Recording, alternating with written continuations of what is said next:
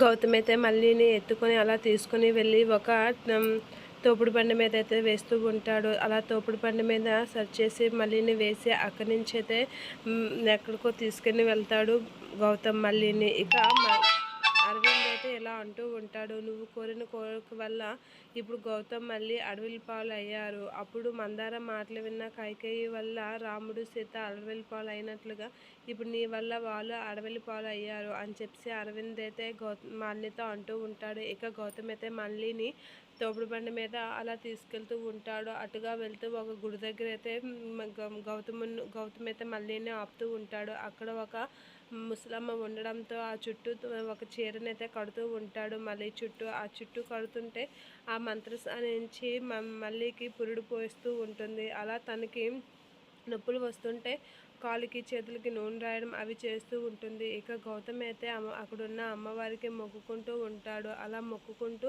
చేతిలో ఆరతిస్తూ మళ్ళీని బిడ్డని కాపాడమని అయితే ప్రాధాయపడుతూ ఉంటాడు గౌతమ్. ఇక ఆవిడైతే మళ్ళీకి అలా పురుడు పోస్తూ ఉంటుంది. అలా పురుడు పోయగానే ఒక్కసారిగా బిడ్డ అరుపు వినగానే గౌతమ్ చాలా హ్యాపీగా ఫీల్ అవుతూ ఉంటాడు. ఆ అరుపు వినగానే గౌతమ్ హ్యాపీగా ఫీల్ అయ్యి తల్లి నన్ను కరుణించావని చెప్పి అయితే హ్యాపీగా ఫీల్ అవుతూ మొక్కుకుంటూ ఉంటాడు అమ్మవారికి. అది ఇక ఆ అరుపు వినగానే మళ్ళీ మాలిని, అరవింద్, మైసమ్మ వీళ్ళందరూ అయితే మళ్ళీ కోసం వెతుకుతూ ఆ అరుపు వినగానే ఒకసారిగా షాక్ అయ్యి ఇక్కడే ఎక్కడో ఉన్నారు మళ్ళీ వాళ్ళు అనైతే చూస్తూ ఉంటారు. ఇక అరుపు విని ఈ దగ్గరలో ఉన్నారని చెప్పి అటుగా వస్తూ ఉంటారు. ఇక మళ్ళీకైతే బిడ్డ పుట్టడం చూసి గౌతమ్ హ్యాపీగా ఫీల్ అయ్యి మళ్ళీ దగ్గరికి అయితే వెళ్తూ ఉంటాడు.